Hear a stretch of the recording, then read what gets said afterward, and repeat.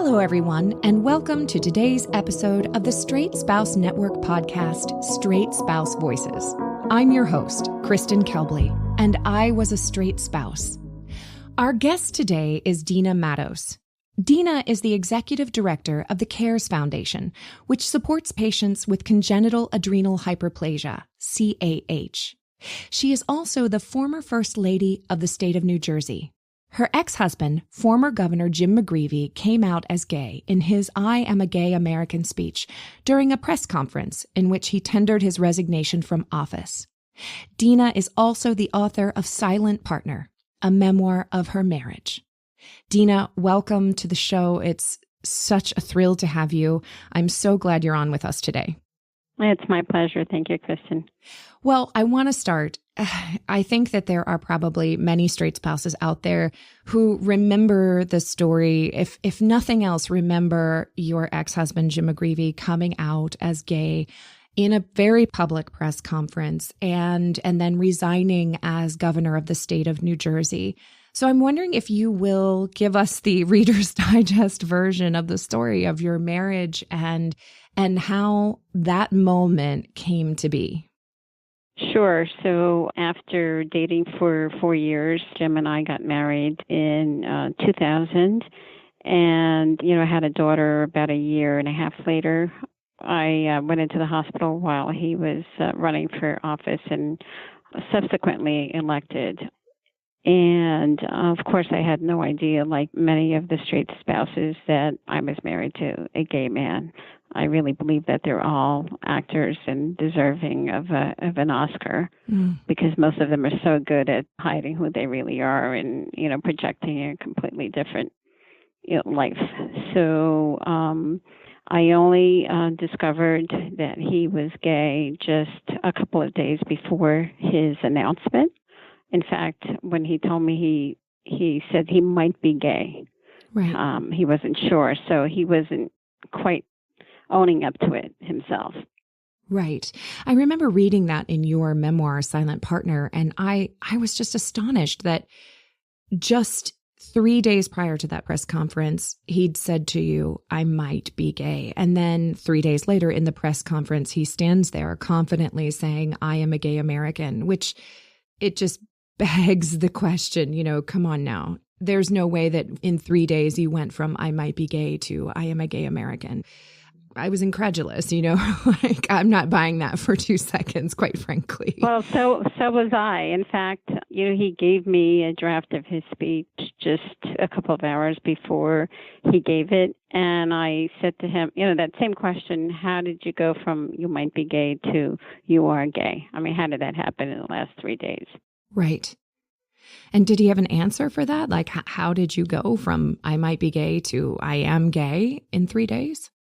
No, actually, a friend of his and a former colleague of his was with us. He had been guiding him through this process of coming out and said, well, that's what he is, and we have to accept it. That was easy for him to say, but I was his wife. This was a complete shock to me. Right.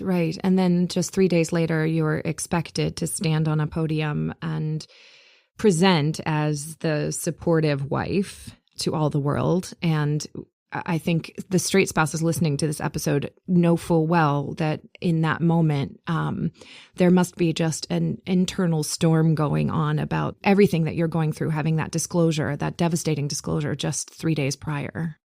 Well, lots of people have asked me that. What was that like? Yeah. I really didn't have an internal struggle. I think I was in a state of shock. Right. It was as if I was having an out-of-body experience. I was there physically, but, mentally I was not there. I can't, it's difficult to describe how I felt. Right. I sort of felt like, there were all these noises around me, but, it was distant. I did hear him say, I am a gay American, but I was in a state of shock. That's the only way to explain it. I think that makes a lot of sense because I think a lot of people who experience disclosure or discovery would absolutely, there is genuine psychological shock that can often go along with this disclosure and discovery, that we can be projected into this state of just, you're just sort of existing for the first hours or even days, and maybe even a couple of weeks after disclosure, because it throws our whole world into question.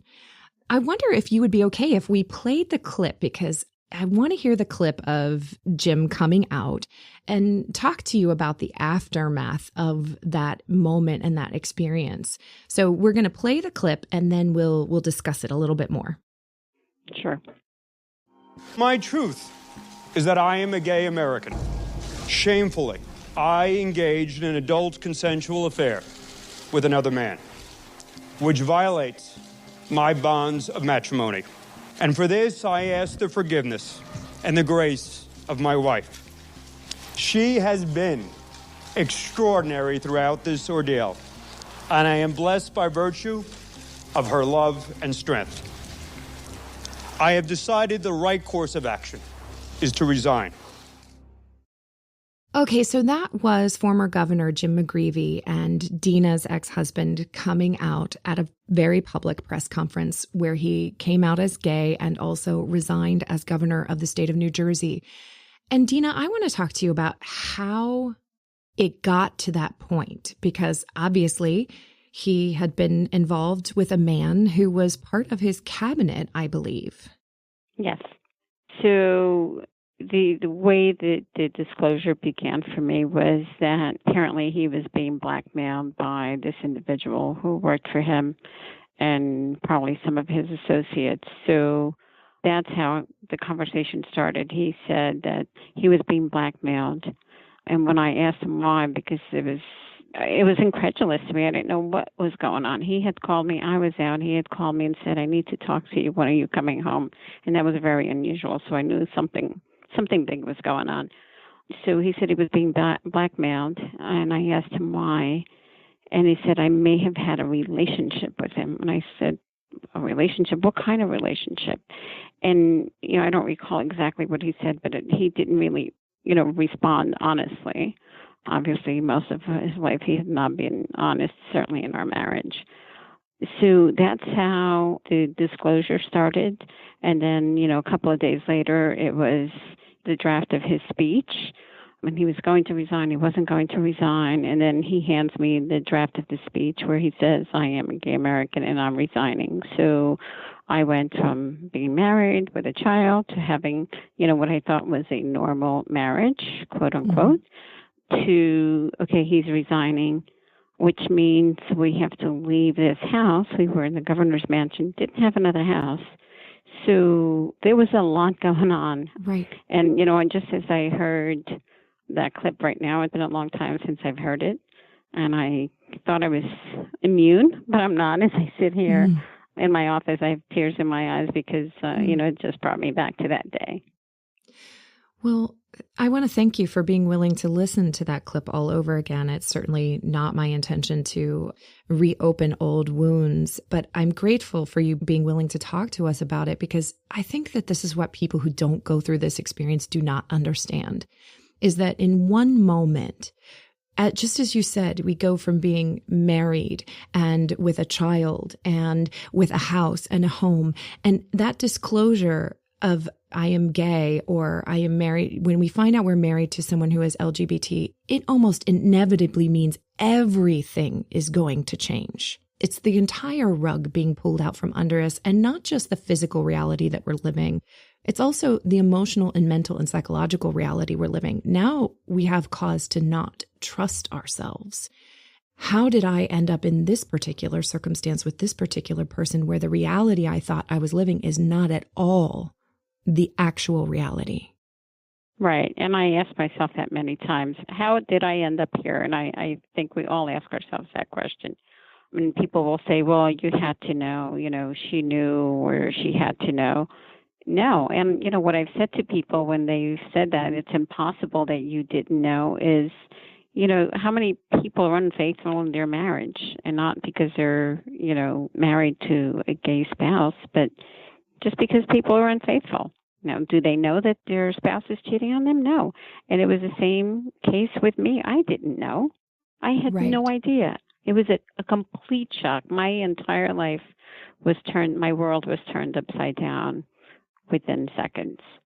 Thank you for saying that, because I think it's such a disorienting experience. It is so much more. I think even when there's a heterosexual affair, there's still some touchstones to normalcy and reality that we can grab onto. But when it's a homosexual affair, then it's like this entire person is not who I thought they were. It's not just the behavior I have to get past. It's that this person is not who I thought that they were.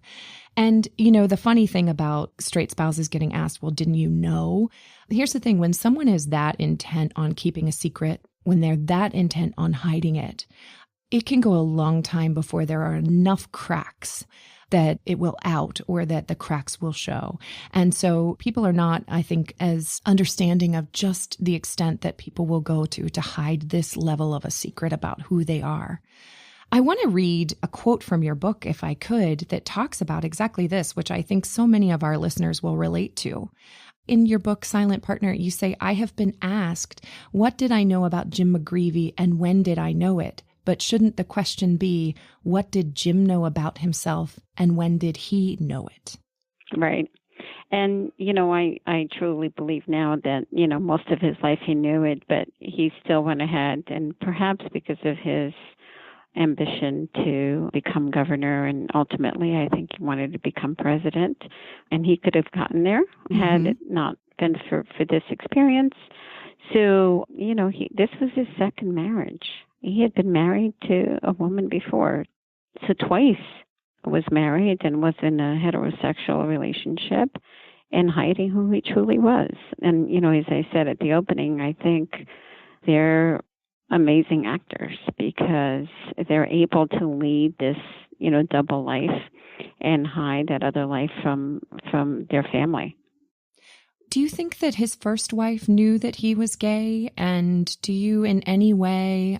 Well, I asked this question because actually, in a weird way, my ex-husband remarried after my divorce. And his second ex-wife is the one who contacted me and said he's gay. And then that explained everything. I was like, oh my gosh. Right. So as the first wife, though, do you think that she knew? In reading your book, it seemed like Jim went to a lot of trouble to keep you all separate and not talking. Yes. And right. Do you think that was part of that? Maybe the first wife might have been able to clue you in a little bit? I do believe so. So I don't think she knew when she married him. Mm-hmm. I think she discovered, maybe found him with someone during their marriage, and she left. So she was originally from Canada, and she said she was going to see her parents, took their daughter, and never came back. She left everything in the house. Right. So that leads me to believe that she found him with someone or found something that would indicate, who he was. But she never made any attempt to contact me. But he did go through great lengths to keep her away from me. And it's interesting that you say that your ex married another woman. I met, many years ago with another straight spouse, and she told me that her former husband was engaged to be married. And I believe I asked her, are you going to say something? And she said, well, no, if she asks me anything, then I will tell her. And after the meeting, I thought to myself, how can you allow someone else to endure the pain that you've been through? I mean, how is it that you will allow another woman to go through this? And I couldn't believe it. And, everyone has their reasons for their actions. But I was really surprised that she was going to allow him to marry another woman who would undoubtedly end up in the same position as she was in. Yeah, it's so tricky. As the first wife, I had confronted my ex about being gay and he had denied. And when I learned that he was dating another woman, I said, oh, well, I guess he is straight after all. And because it didn't occur to me that I didn't yet fully understand who he was. Like, I guess I was still hanging on to a belief that it would be impossible for a decent person to use someone that deeply. And it just threw me into more questioning of myself. Like, I must not have been an adequate wife. I mean, I was the one who left the marriage, but I couldn't figure out that marriage. I couldn't figure out how to make it work. I failed at it, so, and she was the one who gave me the truth and coming back and saying, I know you questioned his sexuality and you were right. But I wanted to take a quick break, and then we're going to talk some more about your book, some passages from the book that I think are really instructive, I think, for some of our straight spouses about your experience. And then we're going to talk about Oprah. So Okay. We're going to take a quick break, and we'll be back in just a moment.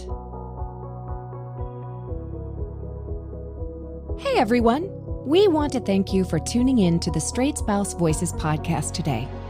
If you think we're doing good work and you want to hear more straight spouse stories, we need you to do us a solid. Leave us a review or rate us with lots of stars on your podcast app. Or tell one friend about our show so they can tune in too. The more people who listen, the more we can keep this thing going. And finally, if this podcast has been helpful to you, please consider donating to help keep us on the air. You can show us the money at weblink.donorperfect.com/voices. And thank you for your support.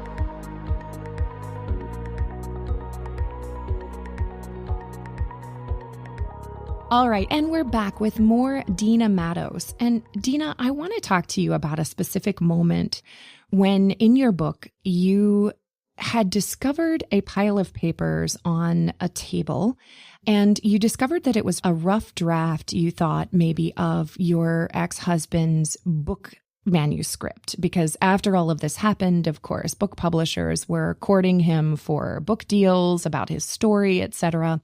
And you read a bit of a manuscript, and the part that you read that I thought was really telling was when he said in this manuscript that Jim had written, "As you probably know, 2 months ago, my entire world blew up in an instant. While my first marriage was a real attempt to try and live a normal life, my second was for political benefit. I married a woman for political gain. It was the lowest point of my moral life, and I am deeply ashamed of it." Did he ever say that to you directly? No. He denied it. No, when he started disclosing, actually the day he said, "I think I might be gay," I asked him, "So why did you marry me?" And he said, "Because I loved you and I wanted to build a family together." So he never said that to my face. He claimed that he loved me and wanted to have a normal life. So when I found that, it was, again, another, shock to my system that, he had indeed married me because he wanted to be governor and he wanted to advance his political career. So that was a double whammy. Right. First, he was gay, and then second, he married me because of his aspirations and didn't really care about my feelings, and that's how I felt. Right. I was just another pawn or a tool. Yeah, another tool in helping him get where he wanted to get.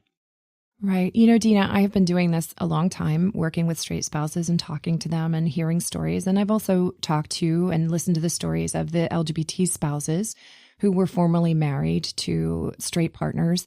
And I do firmly, personally believe that there are LGBT spouses who go into straight marriages not fully understanding their sexuality, not intending to deceive, and that there is a great deal of innocence and not nefariousness. That's an inelegant way of putting it. On the other end of the spectrum, there are absolutely nefarious actors who do go into these marriages. I know of a pastor of a megachurch who absolutely has a wife and kids, and I know the man he's been sleeping with. So there are nefarious actors who do go in search of a cover wife and a cover life. And when you wake up, and that's the kind of marriage I was in, and when you wake up to that level of being used and having been really just objectified to be a prop in someone else's play without your knowledge or consent, I think that the broader public maybe doesn't understand the level of violation and the level of harm and damage that does, and the level of injustice that wreaks on somebody else's life. I don't know. Did you feel, I don't want to put words in your mouth, but I'm pretty clear that I was used. I don't feel victimized by that anymore, but I know that I was a beard, which is an unattractive term that offends a lot of people, but it doesn't offend me because it just perfectly encapsulates the way in which I was used. Well, and I feel the same way. again, I thought I was in a normal marriage. I married him because I loved him, and, for the same reasons that he claims he married me. But it was very clear at that moment that he used me, and I felt used, violated and ashamed.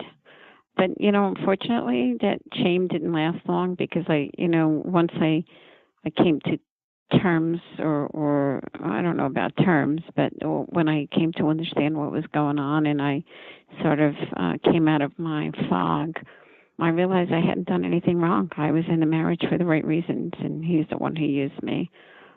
Right. And only came out because he was being blackmailed.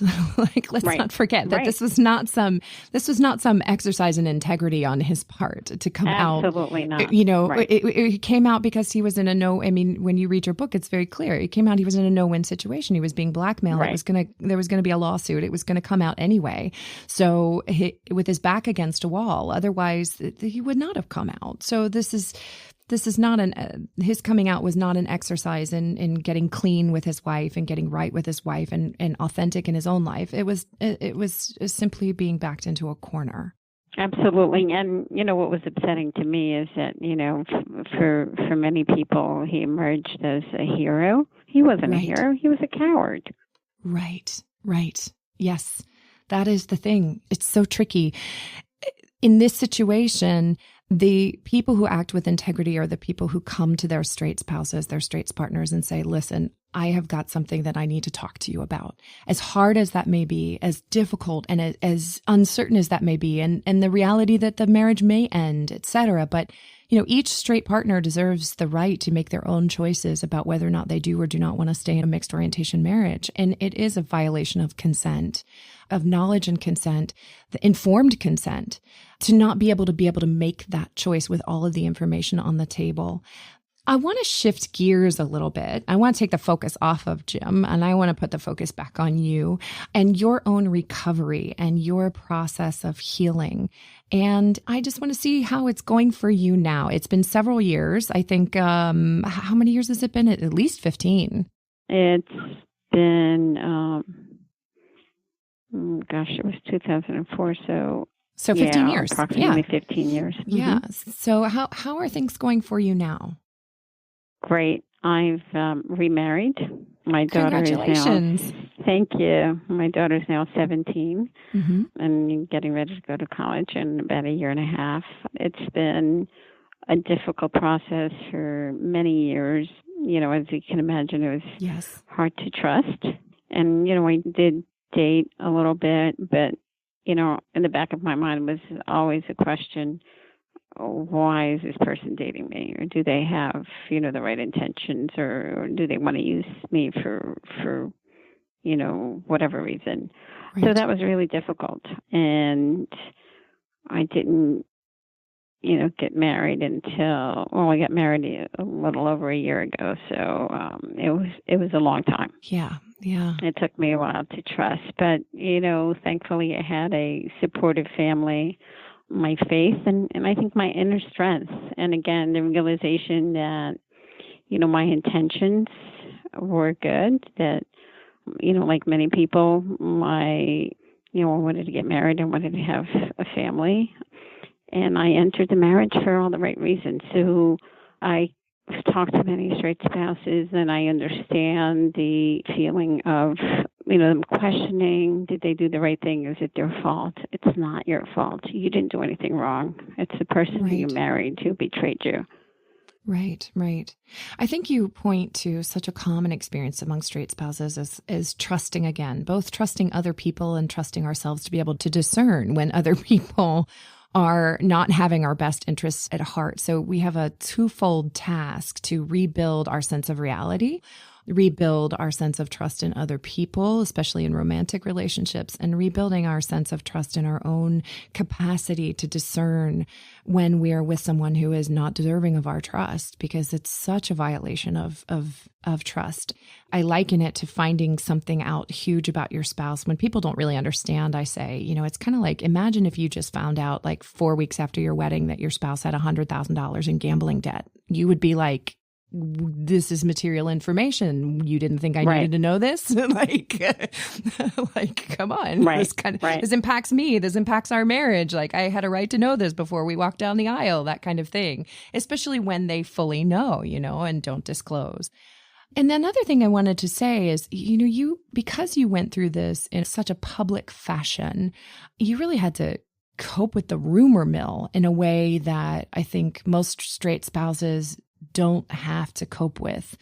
What was that like? Like recovering a sense of self when there's when the media is just feeding on you, like carrion on the roadside.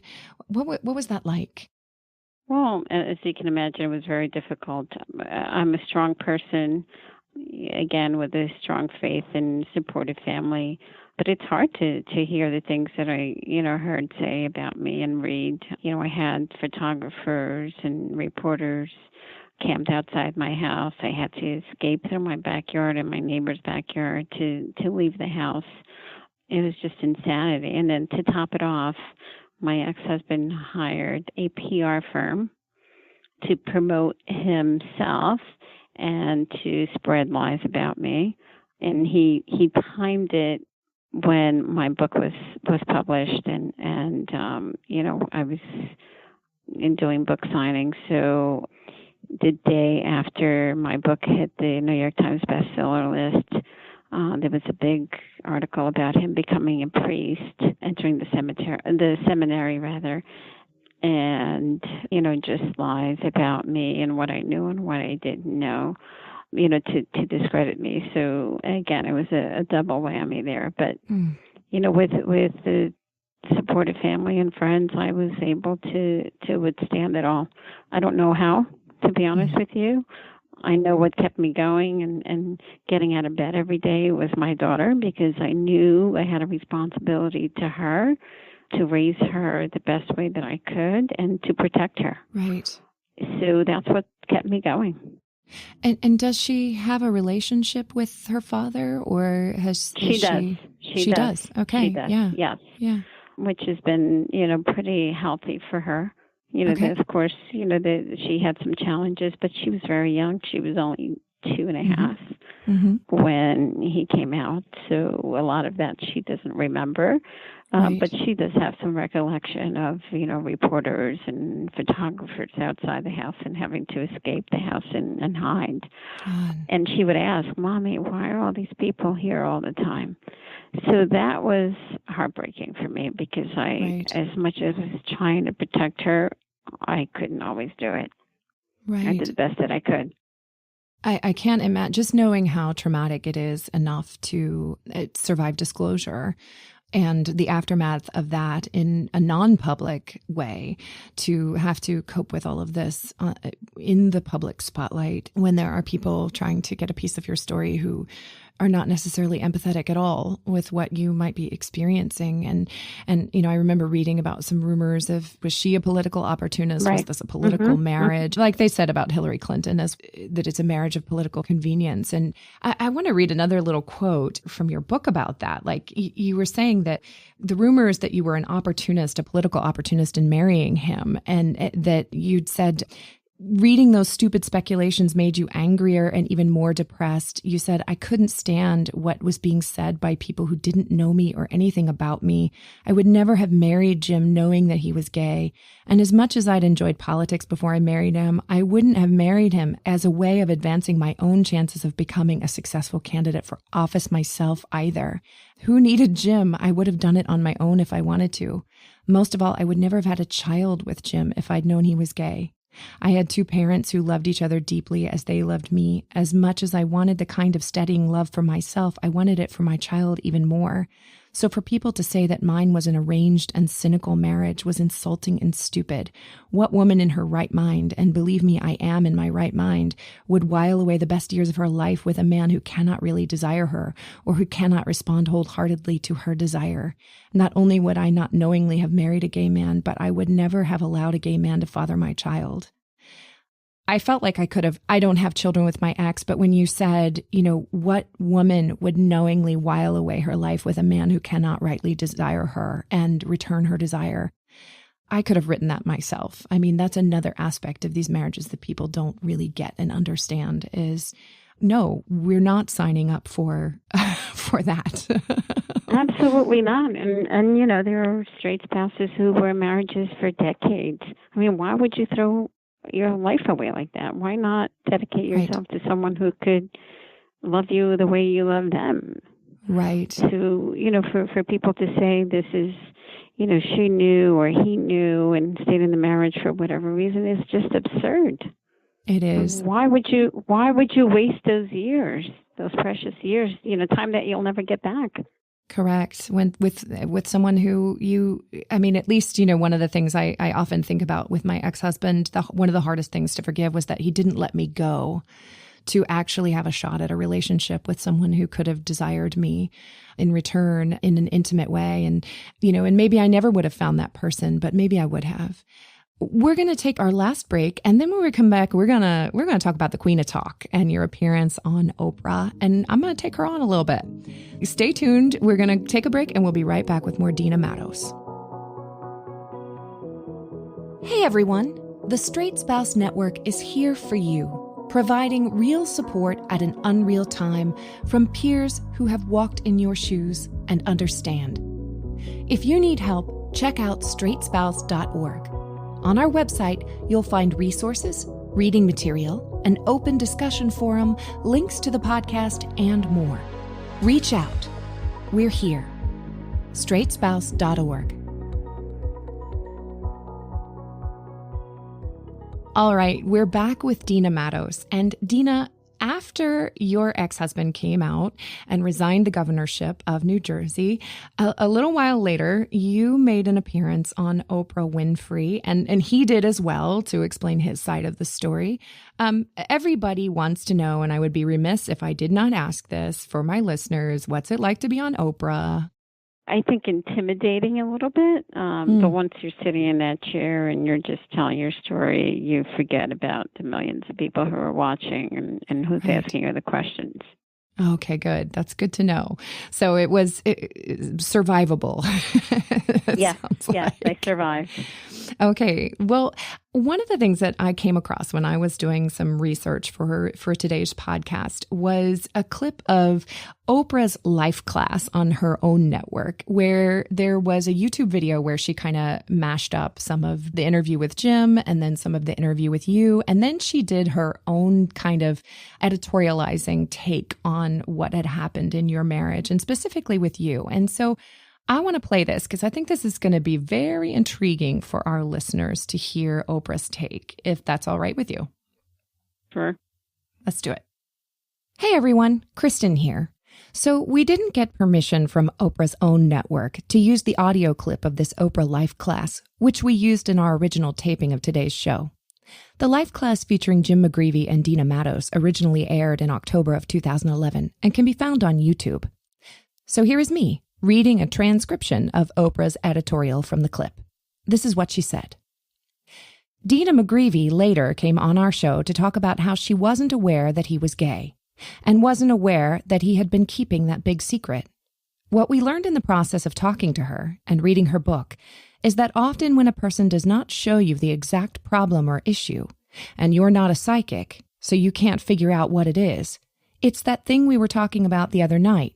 You get little whispers, little messages, little things that show up as problems that you think, this isn't right, or that's odd. Little things that let you know that something is off here.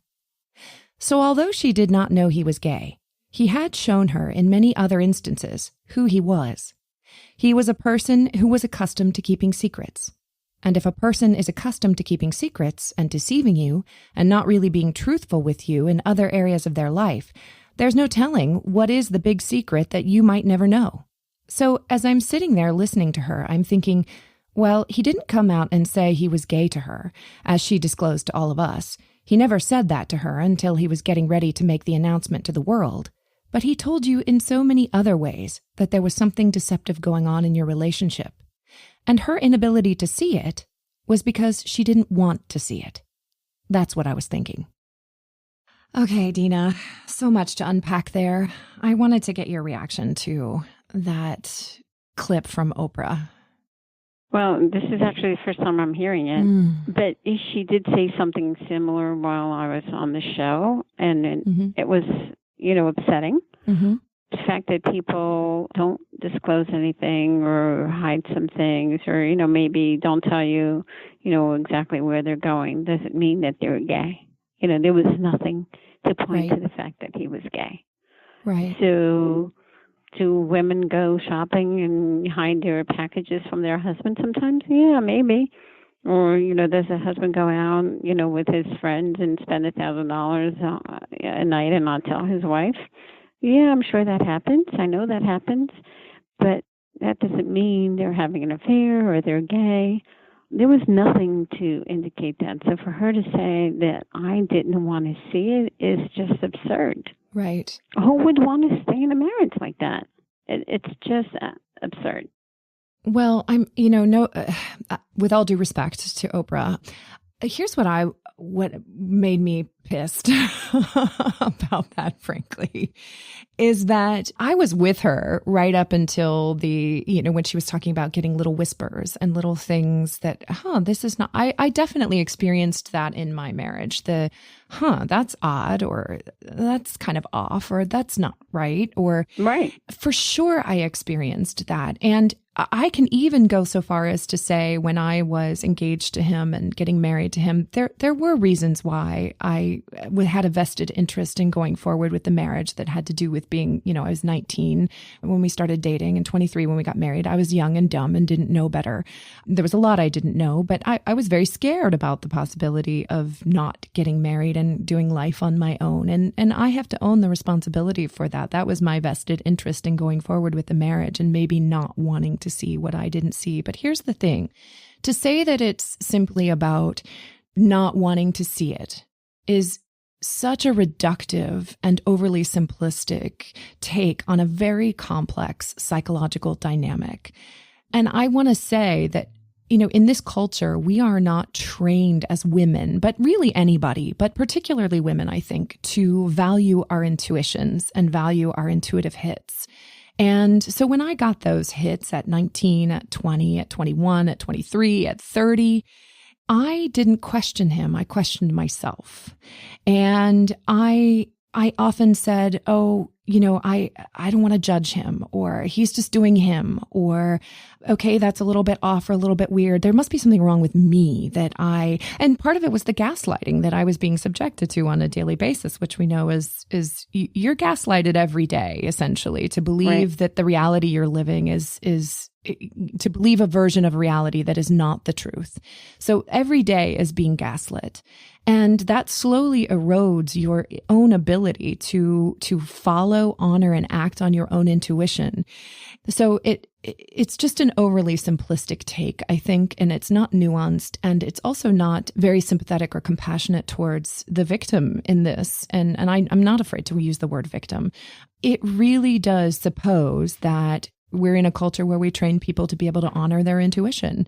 And the thing is that we're not raised that way. We're often, as women, raised to second guess ourselves and to make the man comfortable and to not judge him. For me, it was like, well, my husband's a little different and I don't want to judge people who are different. So in trying to be a nice person, I maybe allowed myself to stay too long in a relationship that was very detrimental, but I could not see that forest for the trees at the time. So that was kind of that was where I took exception to Oprah's take on this.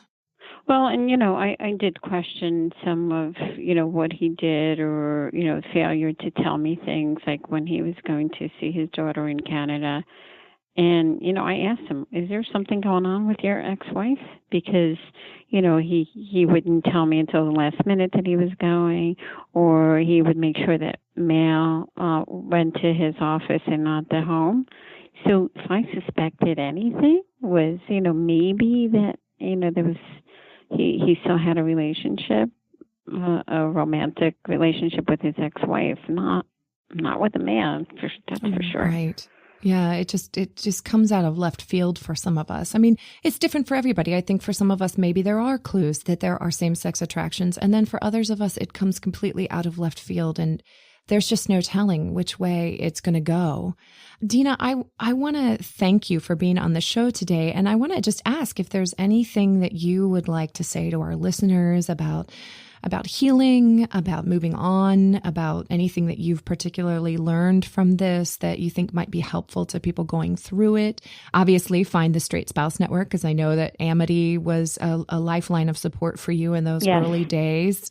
So yeah, what would you like to say? Well, first of all, I think, the way that I survived is I didn't really see myself as a victim. I did initially for a very short period of time, but I didn't want to continue to feel like a victim. And I thought that was important in the healing process and emerging from this whole thing.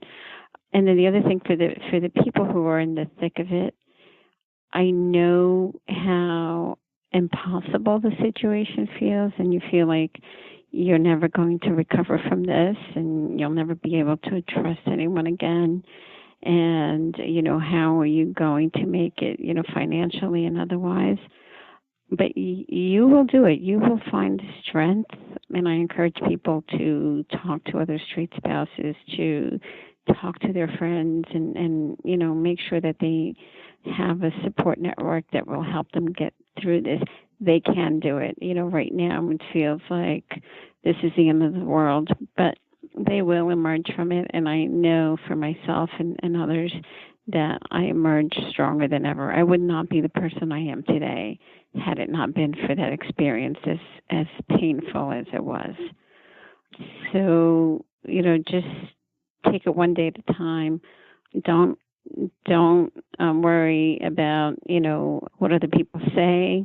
Cry when you have to cry, scream, throw things, whatever it takes. But you will emerge stronger than ever, and you will get through it. Thank you so much for saying that. And another thing that I took away from your book, the very introduction of your book, where you say, this is me writing my own narrative. And I think that was so powerful, to take our stories back in a weird way. Like, you're such a model of taking the story out of the hands of other people who would write the story for you and saying, no, this is my experience.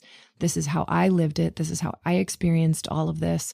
And I think sometimes other people want to write our stories for us. And the most important thing, as I'm discovering as I'm writing my own book, we are in charge of our own narratives, and we get to tell our own stories. Absolutely. And there's no one who knows you better than you know yourself. And when people, certainly I had, a few years of people writing my story or pretending they knew who I was and what I was about. That was not the case. They didn't know me. So right. It was important for me to tell my story the way I lived it, not the way anyone else believes that I lived it, or, what my truth is. My truth is what I wrote in that book and what I experienced. Well, thank you for coming on the show today to share your truth with us, Dina. I really believe that this will help other straight spouses going through this. And I always like to have people on who have surmounted this and who have overcome. And I agree with you. I am actually a stronger person today than I was before this ever happened to me. I did the work to get there. But so it's definitely, I'll pat myself on the back for that. But I think that we can emerge from this experience with a brilliant and wonderful life. And I congratulate you on your marriage, and I congratulate you on your 17-year-old daughter is probably headed off to college soon at some point. Yes. Oh, wonderful. Well, thank you so much. And thank you for what you're doing to bring these stories to the people who are, right now in the forest, because, hopefully this gives them hope that, things will get better, and certainly the comfort knowing that they're not alone, and that there are people who truly understand what they're going through. Well, thank you again for coming on our show, Dina. And thanks to our listeners for tuning in today. We're glad you're with us. Don't forget to contact the Straight Spouse Network if you are in need of support at straightspouse.org. Thanks to our engineer and editor and my co-producer extraordinaire, Brian Pickrell, for always upping our game and bringing a season 2 together for us technologically that I could not manage by myself. So for everyone out there listening, this is your host, Kristen Kelbley, reminding you that until next time, Keep using your voice.